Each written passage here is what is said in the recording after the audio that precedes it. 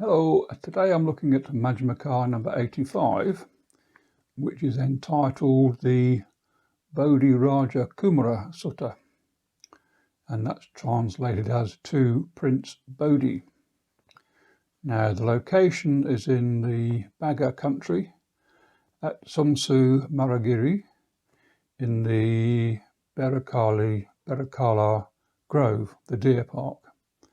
And the persons mentioned are Prince Bodhi, a person called Zanjika Putta, who's a Brahmin student, and Buddha, and various recluses who Buddha has met and studied with.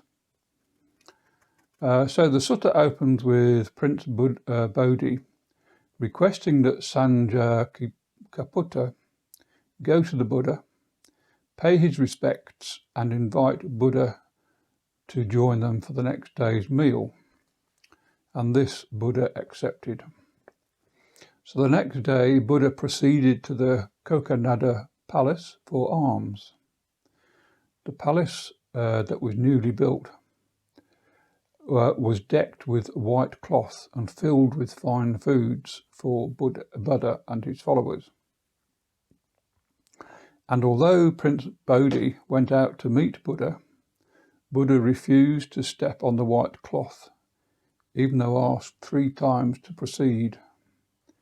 "Venerable Sir, let the Blessed One step on the cloth, that it may lead to my welfare and happiness for a long time."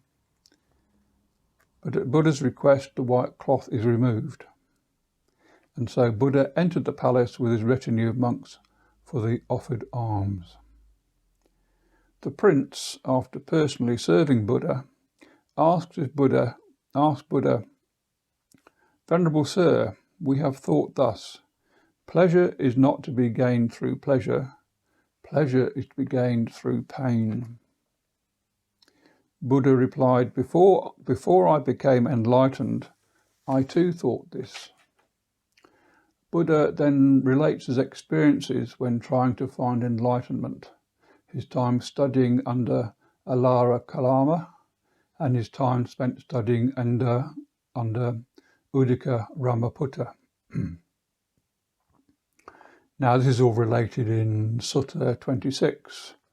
So just a précis, that's just a real short précis of that passage. So refer Sutta 26 for the full details on that. And then then we've got a repeat here of Sutta 36, which goes something like, Buddha relates the story of the 3 similes that occurred to him. The simile of the damp wood lying in water that could not be used to light a fire. The simile of damp wood lying on dry ground that could not be used to produce fire. And the simile of the dry piece of wood on dry land that could produce fire. How each simile in turn illustrated how recluses and Brahmins can only achieve enlightenment if their mental conditions are right. It has little to do with experiencing pain. So that's the takeaway from that. Interesting. Buddha continued that the Dhamma he had attained is profound. Again, this is in Sutta 26, where it describes his enlightenment and so forth. How he became enlightened, but rather than remaining a recluse, he made the decision to go out and teach the Dhamma. Prince Bodhi then asks, from first meeting the Blessed One, how long does it take for someone who has taken up the holy life to become enlightened? Good question. Buddha replies by asking a question in return. Say a person came to you, Prince, who is expert in management of elephants, and asked, so that's the prince, is an expert in managing elephants, and asked to be trained in elephant management. If this trainee had no faith in your abilities, if the trainee was sick, if he was fraudulent and deceitful, If he was lazy, if he was not wise, would he be well trained under you? Prince Bodhi replies that he wouldn't. And conversely, Buddha continues, if a trainee had faith in you, was free from illness, he was honest and sincere, energetic and wise, could he be well trained? Oh yes, came the reply.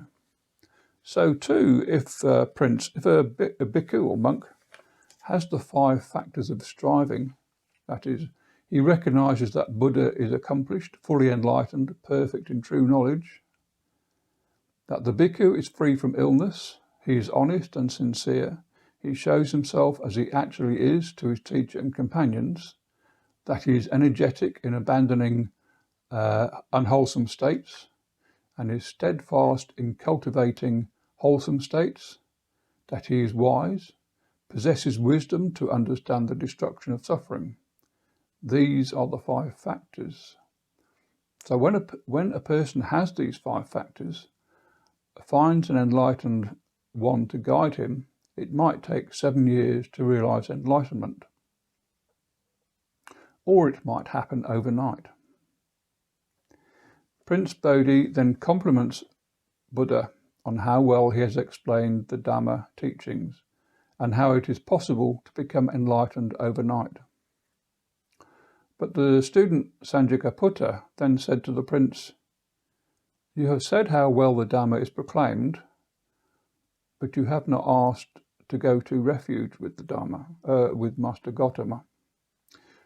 Prince Bodhi replied, do not say that, Sanjikaputta, for my mother went to the Blessed One when he was living in Kosambi, when she was pregnant with me, and she said to Buddha at that time that the child she was carrying goes to the Blessed One for refuge, and to the Dhamma and to the Sangha, and is a lay follower for life.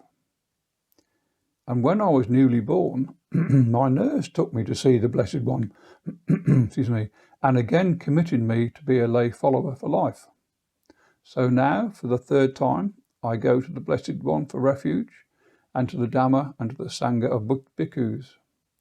Let the Blessed One remember me as the lay follower who has gone to him for refuge for life.